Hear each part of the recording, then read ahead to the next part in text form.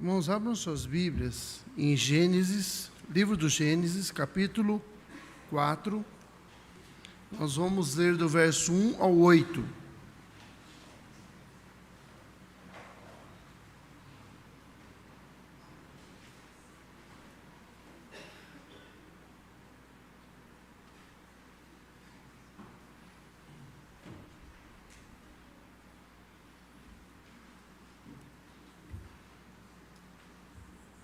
Gênesis, capítulo 4, versos de 1 a 8.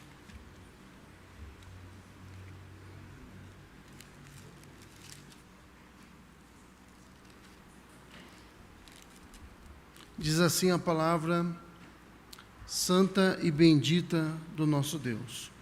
Coabitou o homem com Eva, sua mulher. Esta concebeu e deu à luz a Caim. Então disse: adquiri um varão com auxílio do Senhor. Depois deu à luz a Abel, seu irmão. Abel foi pastor de ovelhas e Caim lavrador. Aconteceu que no fim de uns tempos trouxe Caim do fruto da terra uma oferta ao Senhor. Abel, por sua vez, trouxe das primícias do seu rebanho e da gordura deste.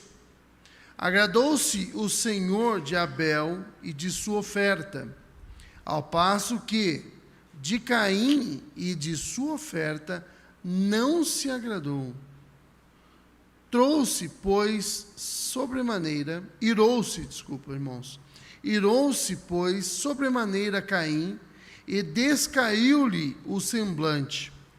Então lhe disse o Senhor: por que andas irado e por que decaiu o seu semblante?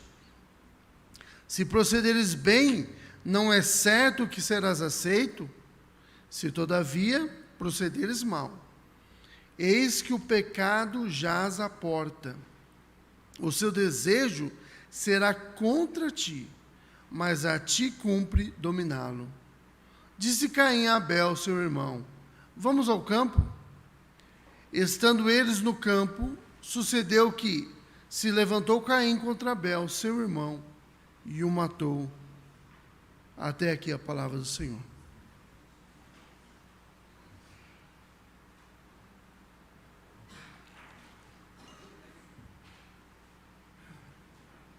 Mas esse texto, eu acho que todo mundo aqui conhece, já deve ter sido lido por você algumas vezes, espero. E normalmente esse texto ele é encarado como um texto que trata de uma disputa entre irmãos que acabou mal. Mas não é sobre isso que o texto fala. O texto fala sobre culto. O texto fala sobre adoração. E o texto fala sobre como o ser humano se relacionou com a adoração ao Deus, ao único Deus. Tem várias coisas importantes que a gente precisa prestar atenção neste texto. Ele começa dizendo que o homem e a sua mulher, eles coabitaram. Uma outra tradução você pode encontrar conheceu, né? Mas ali é no sentido de ter relações mesmo. Os dois se relacionaram e deram à luz a um filho. Isso era muito importante, foi muito importante, porque pairava sobre o primeiro casal a pena de morte. Nós andamos falando a respeito disso, né, nas últimas pregações que eu trouxe. Nós ficamos bastante tempo do capítulo 3 de Gênesis, e pairava sobre eles a pena de morte. Deus havia dito que se eles comessem do fruto do conhecimento do bem e do mal, o fruto que estava no meio do jardim, eles certamente morreriam. E o canal da vida estava interrompido. Eles foram expulsos do jardim. Eles não poderiam ter acesso à árvore da vida. Eles não tinham acesso à própria vida, que é Deus. E pairava sobre eles a morte. Mas Deus prometeu que da descendência da mulher nasceria um que pisaria a cabeça da serpente. E para que isso acontecesse, ela teria que ter filhos. Mas a questão é que eles estavam para morrer. E Deus havia dito que eles trabalhariam e morreriam, né? Adão, maldita era a terra por causa do pecado de Adão, e ele lutaria contra a terra a vida inteira, até que ele perdesse. Mas neste momento, quando Eva dá a luz, ela começa agora a perceber que Deus vai cumprir aquilo que ele prometeu. A promessa dele está de pé. Ele, da descendência dela, virá o Redentor. Aquele vai mudar a situação do homem, vai mudar a condição do homem. E ela acha que essa pessoa é Caim. A gente sabe disso porque quando nasce Caim, Eva fala, e consegui com a ajuda do Senhor um varão. Ela falou, é a hora. Já vai, nós já estamos, já vamos ser redimidos. E o engraçado, ou interessante de se notar, é que quando Abel nasce, ninguém fala nada do Abel. Ninguém está nem aí para ele. E é tanto que a relação de Abel está mais para com o Caim do que para com Adão e Eva. Se você perceber, ela deu à luz, olha o que o texto diz no versículo 2. Depois deu à luz a Abel. E o que você espera aqui? Seu filho. Mas o que ele diz? Seu irmão. Quer dizer, a relação de Abel estava para com Caim muito mais do que para com Adão e Eva. Eles eram os pais, mas eles não estão muito ligando para Abel, não. Abel é o segundo. O importante, ali naquele momento, é Caim. Lógico, a gente já sabe o final da história, mas Abel ou melhor, Adão e Eva não sabem como que vai se desenrolar essa história. A gente tem a visão privilegiada, a gente já sabe como termina, mas eles não sabem. Quando nasceu Abel, nasceu aí o segundo, o irmão de Caim. Tivemos um filho.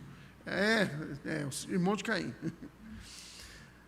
Se tivesse com alguém para Adão e Eva conversarem, né? Não tinha mais ninguém.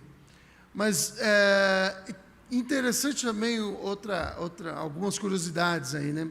O nome Abel, ele significa passageiro, transitório. E ele nos lembra de como a vida é curta. Sabe quando a Bíblia fala vaidade de vaidade, tudo é vaidade? A palavra ali, vaidade, ela não é de ser vaidoso como a gente entende vaidade. A palavra hebraica é Abel. É transitório. Passageiro ou passageiro, tudo é passageiro. Seria a melhor interpretação. Tudo na vida é passageiro. Tudo que a gente busca é passageiro, é efêmero. Não que o nome de Abel significasse isso, mas é que, como a vida dele foi curta, ele virou sinônimo de tudo que é passageiro. A vida é passageira, a vida é transitória. Bem, nós temos aqui também nesse texto algumas questões importantes, e do ponto de vista dos mandatos. Vocês lembram dos mandatos que a gente já comentou? Nós temos quantos mandatos? Isso. Como eu falo para os meus alunos, eu nem sei porque eu estou dando aula para vocês, já sabem de tudo. São 3 mandatos, que é o mandato cultural, isso, vocês já sabem de tudo. Mandato social e o mandato espiritual. O mandato social é o relacionamento entre o homem e outros homens, né? É o relacionamento de pai e filho, de marido e mulher, relacionamento de amigos, é a forma que o ser humano se relaciona com outros seres humanos, tá? Esse é o mandato social. Nós temos também um mandato cultural, é a forma que o ser humano se relaciona com a natureza. E nós temos um mandato espiritual, que é o nosso relacionamento com Deus. O início do texto, nós temos o quê? O cumprimento do mandato social. Adão e Eva coabitam e eles têm filhos. O mandato social está sendo cumprido.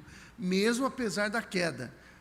Comprometido, e nós vamos ver como isso está comprometido, mas eles estão se relacionando. Depois nós temos a apresentação da profissão de cada um desses filhos, ou da ocupação de cada um desses filhos.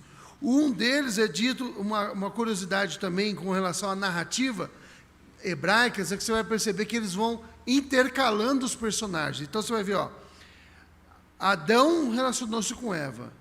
A Eva foi a última personagem a ser apresentada, né? A segunda. Aí o próximo passo é apresentar a Eva de novo. O que ela faz? Ela tem filho. Aí é apresentado Caim e Abel. Elas têm filho de novo, ou melhor, Caim. Ela tem filho de novo e nasce Abel, irmão de Caim. E aí, em seguida, você espera que ela apresente o trabalho, a ocupação, a Bíblia apresente a ocupação de Caim, mas ela apresenta a de Abel e depois de Caim. Você vai ver essa jogada, ela vai jogando os personagens, intercalando personagens. Em seguida, ela vai dizer, olha, a profissão de Abel é essa, a de Caim é essa. Caim fez tal coisa, e Abel fez tal coisa. Abel fez tal coisa, Caim, e eles vão intercalando. Bem, no versículo 2, Abel nasce, e aí é apresentada a profissão deles. Qual que é a profissão de Abel? Abel é pastor. Abel cuida de animais. E Caim é lavrador. O importante aqui que a gente perceber é que qual é a profissão de Caim? A mesma do pai. E Abel? Abel cuidava de rebanhos. Mas para que se cuida de rebanhos neste momento? Somente por causa da lã. Somente por causa do pelo ou do leite. Porque neste momento ali, ou naquele momento, é proibido comer carne. Só vai ser permitido que o homem coma carne em Gênesis capítulo 9, 2, depois do dilúvio. Por quê? Porque a alteração na atmosfera, por causa do dilúvio, vai nos obrigar a necessitar de vitaminas, enfim, de nutrientes que as verduras simplesmente não conseguem nos fornecer. Então, até o dilúvio, o homem só come, ele é vegano, né? Ou vegetariano. A ocupação de Abel não era muito importante, não naquele momento, mas ela é extremamente importante para a narrativa bíblica. E vocês vão entender por quê. Pois bem, outra coisa importante a notar aqui com relação à ocupação de cada um deles, é que a ocupação está diretamente ligada ao tipo de oferta que eles vão trazer a Deus, de oblação que eles vão trazer a Deus. Versículo 3 diz, no fim de um certo tempo, nós não sabemos quanto, a Bíblia não diz, tá? Lá nem no hebraico se encontra, tá? Exatamente isso. Depois de certos dias, tá? Foram alguns anos, provavelmente, trouxe do fruto da terra Caim uma oferta ao Senhor. A palavra oferta ali não é oferta como vocês acabaram de fazer agora não, trazer dinheiro, até porque não tem templo, não tem nada, você cultua a Deus diretamente, tá? A palavra oferta ali pode ser traduzida por oblação, um sacrifício ao Senhor. O que esses dois estão fazendo é prestar cultos, estão cultuando a Deus, e essa narrativa do culto está no centro dessa passagem, tá? Então nós temos os dois, Adão e Eva se relacionaram, um mandato social, eles trabalham, mandato cultural, e agora eles vão para o mandato espiritual, e eles vão cultuar a Deus. E é dito que Caim ofereceu do fruto da terra. O importante também vocês perceberem, ou entenderem, que a palavra oblação, ela pode ser utilizada tanto para sacrifício de animais, quanto para a entrega de vegetais, tá? Então, o culto de Caim ali de vegetal é aceito, tá bom? Depois você vai encontrar na Bíblia que Deus determina que fossem oferecidas ofertas de farinha, de bolos, Deus permite esse tipo de culto, tá? Então, o culto ali é permitido, o culto que Caim oferece. Mas tem um detalhe que Moisés, que é o autor do livro de Gênesis, dá para nós. Ele nos explica algo da narrativa. Ele diz assim, Abel, por sua vez, trouxe das primícias. Caim não trouxe das primícias, ele trouxe do fruto da terra, mas Abel trouxe das primícias, do seu rebanho e da gordura deste. Agradou-se o Senhor de Abel e de sua oferta, ao passo que de Caim da sua oferta não se agradou. Irou-se, pois, sobremaneira Caim, e descaiu-lhe o semblante. Irmãos, o ponto mais importante aqui, que tem a ver conosco, é essa narrativa do culto. Como foi que eles aprenderam como ofertar ao Senhor, a cultuar ao Senhor? Nós não sabemos. A Bíblia não fala, ela não explica. Irmãos, a Bíblia ela poderia ser exaustiva, mas aí o João ele diz que se fosse escrever só o que Jesus fez, não haveria livros na terra para caber tudo isso. Talvez fosse ali uma hipérbole, mas ela tinha um sentido, não era à toa. Imagine se Deus fosse dizer tudo o que ele tinha para dizer. Se nem a Bíblia do jeito que está, algumas pessoas leem, imagine se fosse colocar tudo que a gente tem curiosidade. Então, a Bíblia não fala. O fato é que eles sabiam. E se eles sabiam é porque Deus disse como deveria ser. E o que está patente ali, que nós podemos dizer com certeza, é que uma coisa foi predominante. Deus aceitou o ofertante, e por causa do ofertante, ele aceitou a oferta. Irmãos, o que o texto está dizendo para nós é que a forma que nós cultuamos a Deus conta, e conta muito. Esse tipo de culto não acontece mais.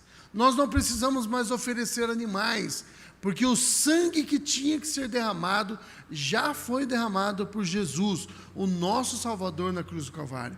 Nós não precisamos mais derramar sangue para o Senhor. Mas uma coisa continua de pé. E Jesus disse isso lá em João capítulo 4, quando ele conversa com a mulher samaritana.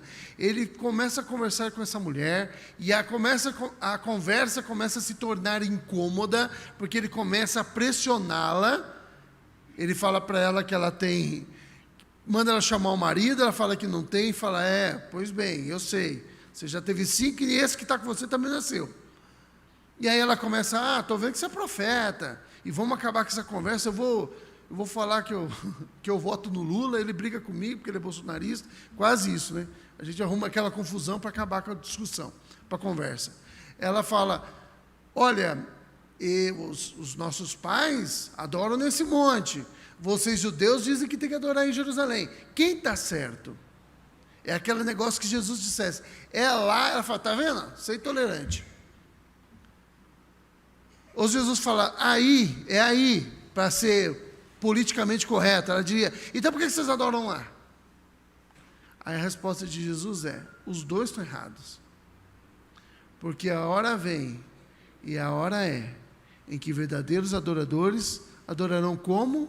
Em espírito e em verdade. Como você se apresenta para adorar a Deus, conta e faz toda a diferença. E isso é extremamente importante, porque nós oferecemos culto ao Senhor o tempo todo. Se você já leu o capítulo 21 da nossa Confissão de Fé, que fala do culto ao Senhor e do domingo, você vai ver lá no ponto 6 lá do capítulo 21, ou no capítulo 6, no 21:6. Se você for olhar lá no 21:6, diz a respeito disso. Nós oferecemos culto ao Senhor o tempo todo, mas existe um momento especial, que é o momento que nós fazemos o culto comunitário ao Senhor. E é isso que nós estamos fazendo aqui hoje. Nós oferecemos culto a Deus o tempo todo. Nós oferecemos culto a Deus, lembra? Quer comais, quer bebais, quer façais qualquer outra coisa, fazeis tudo para a glória de Deus. Então, na comida, na bebida, no seu relacionamento com amigos, no seu relacionamento de trabalho, no seu relacionamento com a esposa e com filhos, tudo para a glória de Deus.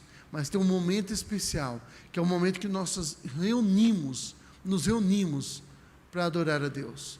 Irmãos, o culto que nós prestamos hoje em dia é bem diferente do culto do Antigo Testamento, mas a disposição do nosso coração em cultuar a Deus, disposição que eu não consigo ver, disposição que você não consegue ver, embora alguns indícios demonstram, né, que como é que está, ou pelo menos pode nos enganar, né? Alguns deixam tão na cara que você já olha e fala, aquele ali parece que está adorando, você pode até ser enganado. E outros falam, aquele ali não sabe nem o que está fazendo aqui. Às vezes eu estou aqui sentado e a gente, como é dito, nós temos visão privilegiada, já foi dito, o pastor já disse, os presbíteros já disseram, e é verdade, e às vezes eu estou sentado aqui, eu estou vendo a pessoa mexendo no celular ali, ó. E ela não está vendo uma comunicação lá com a Desil, de vez em quando a gente faz isso aqui, ó, põe tal hino, ou então eles falam, ó, Diogo, sai da frente da câmera, você está aí no banco errado, ou então troca o hino tal. Elas estão ali jogando joguinho, falando no WhatsApp, vendo no Instagram. E olha, irmãos, eu estou vendo isso, mas o pior não é eu ver. O pior é que aquele que tem olhos como chamas de fogo, que contempla maus e bons, ele está olhando e ele está olhando dentro do seu coração. E às vezes não é o celular que você está mexendo. Às vezes não é isso que está acontecendo. Mas você está ali, está com a sua mente em outro lugar, e você está só aqui matando tempo. E eu quero dizer uma coisa para você, você está perdendo tempo. Às vezes você está cantando e pensando, olha, eu vou dar uma levantada na voz aqui, as pessoas falam, nossa, como o Diogo canta. Ou o cara bom. Não é o meu caso, é só um exemplo mesmo, que vocês já sabem que não é verdade. Mas eu posso deixar meu coração se encher e eu falar, como eu prego bem. Por isso que quando alguém me elogia, eu falo, graças a Deus, irmão, graças a Deus. Porque naquele momento eu tenho que reconhecer, e eu tenho que tomar muito cuidado, porque eu posso achar que sou eu, que é por minha causa. Quando na verdade, irmãos, nós não passamos de pecadores salvos pela graça. E não há espaço, irmãos, no nosso culto, para culto individual, porque o culto é um culto comunitário. Todas as ações aqui são ações comunitárias. Por isso que quando nós falamos, olha, o diácono tal vai nos conduzir em uma oração, porque ele está orando, e você não é, e nem eu, podemos estar viajando lá pensando, enquanto o Gustavo está orando lá pelo perdão dos pecados, deixa eu pensar um pouquinho lá naquele problema que eu tenho que resolver, e na hora que ele terminar eu vejo o que está acontecendo. Naquele momento que ele está orando, ele está me conduzindo em oração. O reverendo Mauro uma vez falou uma coisa legal, muito importante. Naquele momento, vai, assim que ele falar a palavra, repete essa palavra na sua mente. A gente já consegue, ele começa a falar, né? O nosso cérebro já completa a frase. Vai orando junto com ele. Na hora que ele disser amém, você diga amém junto. Porque somos todos nós orando, representados por alguém. Não há espaço para brilhantismo, para estrelismo, para o estrelato. Porque, irmãos, só um é importante nesse dia. Só um é importante aqui. E esse alguém não é eu e nem é você. Esse que é importante é Deus. A Ele a glória, a honra, o domínio, a magnificência pelos séculos dos séculos. Porque todos nós somos pecadores. Mas Ele é totalmente santo. É dito que Caim foi rejeitado. E por causa dele ter sido rejeitado, a sua oferta foi rejeitada. Veja, Abel ofereceu um sacrifício melhor. E Caim ofereceu um sacrifício inferior. Mas não foi por... Veja, note a ordem das coisas. Não é que Caim ele foi lá e ofereceu um sacrifício menos qualificado. Vou falar uma coisa bem... Vai ficar esquisita em português. Menos bom, é horrível, né? Não tão bom assim do que Abel, que ele foi rejeitado, mas o fato dele não estar com o coração ali fez com que ele dissesse o seguinte no seu coração: vai queimar mesmo, o que oferecer está oferecido. Enquanto Abel, ele colocou no seu coração, é para Deus, então eu vou oferecer o melhor. A disposição de adorar a Deus fez com que o melhor fosse oferecido. A disposição de que tanto faz, fez com que Caim oferecesse algo inferior. Então, oferecer algo inferior era resultado de algo que estava lá dentro do coração. Como é que nós sabemos disso? Pelo aquilo que Deus fala. Se procederes bem, não é certo que serás aceito. Irmãos, tem umas construções, é por isso que a gente cita o idioma original, tá? Existem umas construções no hebraico que nos ajudam a compreender. Ali é uma pergunta retórica. Quando Deus pergunta, da forma que Ele pergunta no hebraico para Caim, só existe uma resposta. A resposta é sim. Se você não proceder bem, não é certo que serás aceito. A resposta que Caim deveria ter dado é sim. Se eu proceder bem, eu serei aceito. Se eu colocar o meu coração ali, eu serei aceito. No Novo Testamento vai dizer que Abel foi aceito porque ele ofereceu por fé.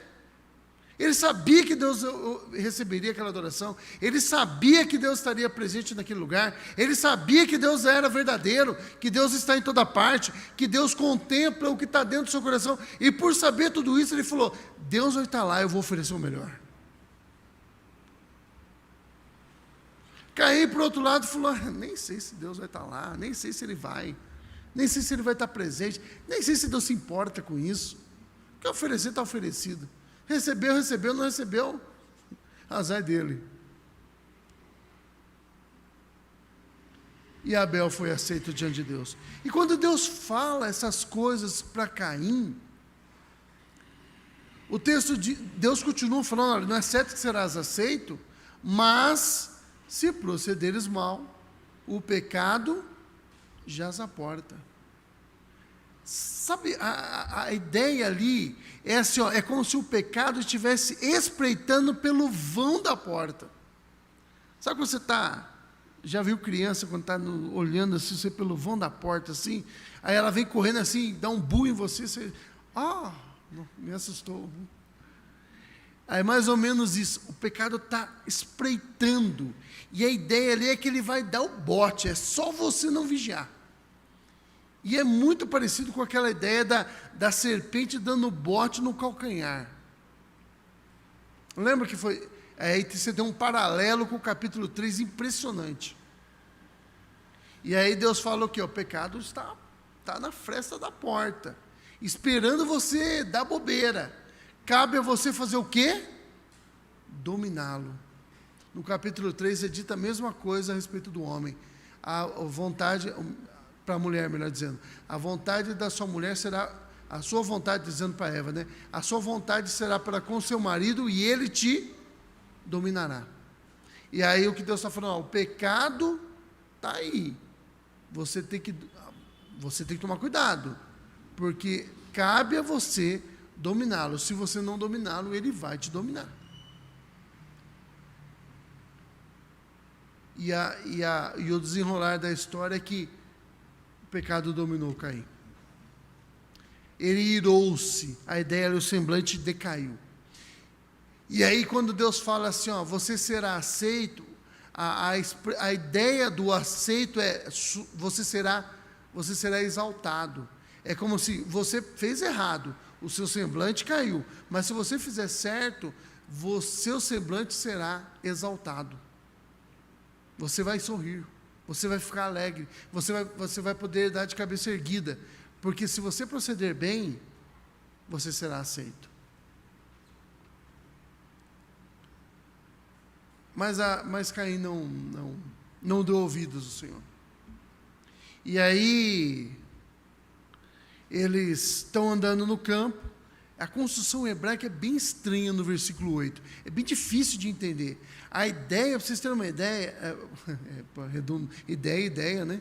Vocês compreenderem como está lá no hebraico, é dito assim, ó, estava Caim andando com o seu irmão e contou para ele. Sabe o que Caim fez? Ele contou para Abel o que tinha acontecido. Ele contou o que tinha acontecido lá, que é narrado no versículo 7. E isso aumenta ainda mais o pecado de Caim, porque ele contou para Abel, falou, olha, Deus, tudo isso aqui aconteceu, Deus apareceu para mim e falou, e aí um dia ele chama Abel no campo, e ele mata Abel. Sabe por que ele ter contado para Abel aumentou a malignidade do ato de Caim? Porque ele fez de caso pensado. Foi o crime doloso. Teve dolo, ele planejou matar o irmão. Quem foi que fez errado? Caim fez tudo errado. Mas, veja, em vez dele ficar com raiva de si mesmo por ter feito errado, quem é que ele culpou? Deus e Abel. Não é isso que o pecado faz com a gente? Não é isso que o Adão e a Eva fizeram lá no capítulo anterior? Se a gente voltar ao capítulo anterior, Adão, por que você comeu o fruto? Foi a mulher que o senhor me desse, eu nem pedi, estava de boa aqui. E você, mulher, o senhor criou a serpente, a culpa é sua, Deus, o senhor que criou a serpente. Mas diferente de Adão e Eva que aceitam humildemente o castigo de Deus, Caim, olha como o pecado já se agravou. Ele orgulhosamente, ele coloca a culpa no irmão e em Deus. Ele não pode fazer nada contra Deus. Então o que ele faz? Ele mata o irmão. Olha como o orgulho é terrível. E olha como, às vezes, um culto mal prestado a Deus, um culto orgulhoso, um culto arrogante prestado a Deus, ele pode nos levar a problemas maiores. Às vezes eu comento com pessoas acontece algum problema, eu falo, tudo aquilo que começa errado, ele tem a tendência de terminar errado. Quando nós fazemos as coisas para a glória de Deus, cada um faz a sua parte e Deus sai honrado no final. Mas quando nós queremos aparecer mais do que Deus, tem briga, tem discussão, tem fofoca, tem todos esses problemas. Por quê? Porque no final das contas não era para Deus. Era para quê? Para satisfazer o meu ego pecaminoso. E quando ele não é satisfeito, então a culpa é de Deus. A culpa é do meu irmão. A culpa é dele, que roubou o meu brilho. Tudo isso já está ali. Aonde? Na segunda geração de humanos. E a coisa vai chegar. Sabe aqueles carros, às vezes eu vejo propaganda de carro e falo, mas é lógico que esses carros não são para nós, né? Mas enfim, talvez seja para algum de vocês, né? Não é para mim. Chega de 0 a 100 em tantos segundos. Então não é isso para mim, entendeu? Mas assim, o pecado ele sai da desobediência e da cobiça de querer ser igual a Deus ao assassinato de uma geração para outra. E 2 gerações depois, os netos de Caim já estão matando um dos netos de Caim já está matando 2 pessoas. E depois é dito, e o gênero humano se corrompeu totalmente. E veio o dilúvio. O pecado é algo terrível, irmãos. Pois bem, eu falei para vocês que o texto começou com o cumprimento do mandato social, o homem se relacionou. O cumprimento do mandato cultural, o homem está lidando com a terra. O cumprimento do mandato espiritual, mas aí você tem agora o declínio. Caim fracassou no mandato espiritual. Ele não cultuou a Deus da forma adequada. E porque ele fracassou no mandato espiritual, ele vai fracassar no mandato social. Ele vai matar o seu irmão. E a consequência disso é que ele será impedido de cumprir o mandato cultural. E Deus diz, o que você fizer, você vai plantar e não vai ter comida. Caim precisou depender de outros o resto da vida. Foi um parasita o resto da vida. Foi declinando, até que, por fim, chegou a esse ponto. Bom, aplicações para a nossa vida, irmãos, dessa passagem. Primeiro, uma delas é que ela apresenta uma questão muito importante para nós. É que o justo foi morto pelo injusto. Quando foi que isso aconteceu de novo? Na cruz, Jesus. O justo foi morto por um injusto. É lógico que Abel não era tão justo quanto Cristo, mas ele é um tipo de Cristo. O sangue de Abel, depois se a gente for ler lá no Novo Testamento, ele clama por vingança, enquanto o sangue de Cristo clama por redenção. Todos nós somos redimidos pelo justo que se entregou e derramou seu próprio sangue. Outra aplicação, é Deus que determina a forma que ele deve ser cultuado. Foi ele que disse como deveria ser cultuado. Esse é o deduzido aqui do nosso texto. Deus estava formando, quando esse texto foi entregue, Deus estava compondo a nação de Israel. Aquela nação tinha ficado 400 e tantos anos no Egito. Eles não sabiam mais quem eles eram. Eles não tinham ideia nenhuma de quem eles descendiam. Eles nem mal se lembravam de Abraão. Eu sei que vocês assistiram lá a novela da Record, e que o povo lá aclama a Deus e pede por livramento, mas a verdade, irmãos, que se você for olhar na Bíblia, o povo clamava para qualquer divindade, ou qualquer um de nós, qualquer um que estiver em cima e quiser nos salvar, nos salve. Tanto é, como é que a gente sabe disso? Quando Moisés vai voltar lá no Egito, o que ele fala para Deus? Senhor, quando eles perguntarem para mim, quem é o Deus que está me mandando, o que eu falo para eles? O povo não sabia. Se eles estivessem clamando por Deus de Abraão, quando Moisés chegasse e falar, olha, estou vindo aqui salvar vocês, Deus mandou vir buscar vocês, o povo já ia reconhecer na hora, Deus de Abraão nos ouviu. Mas quando Moisés vai voltar, ele falou, Senhor, eles nem sabem quem é o Senhor, o que eu falo para eles? E a resposta de Deus é, aquele que mandou eu de volta, mandou eu aqui, mandou você aqui.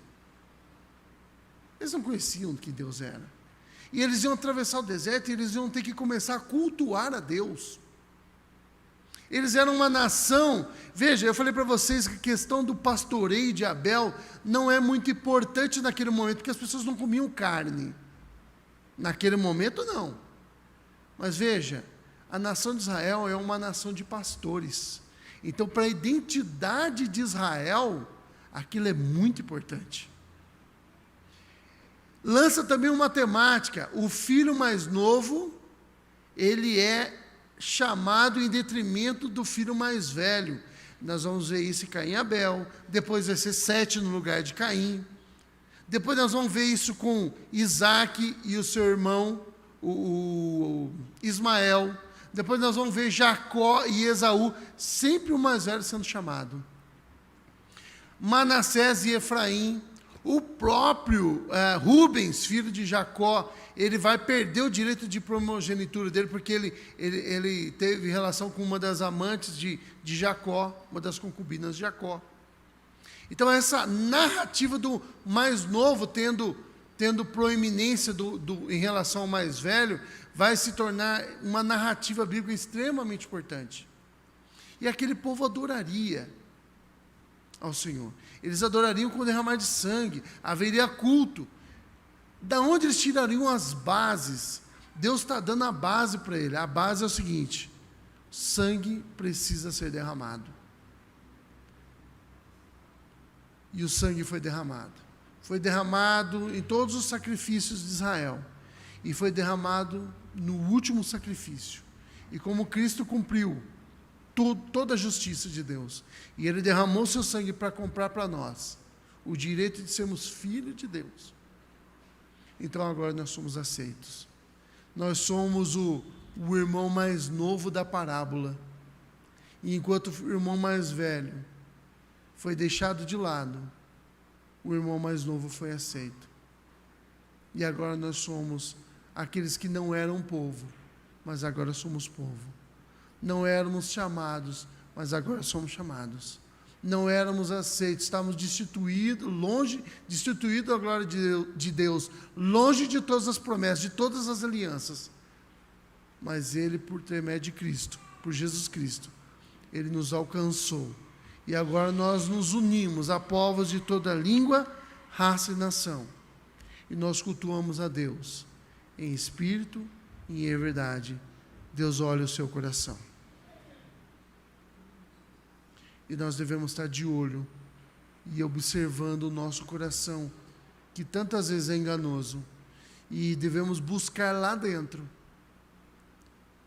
o que precisa ser tirado fora. E tirarmos fora. E quando a gente não encontrar nada, nós devemos orar como o salmista lá no Salmo 139.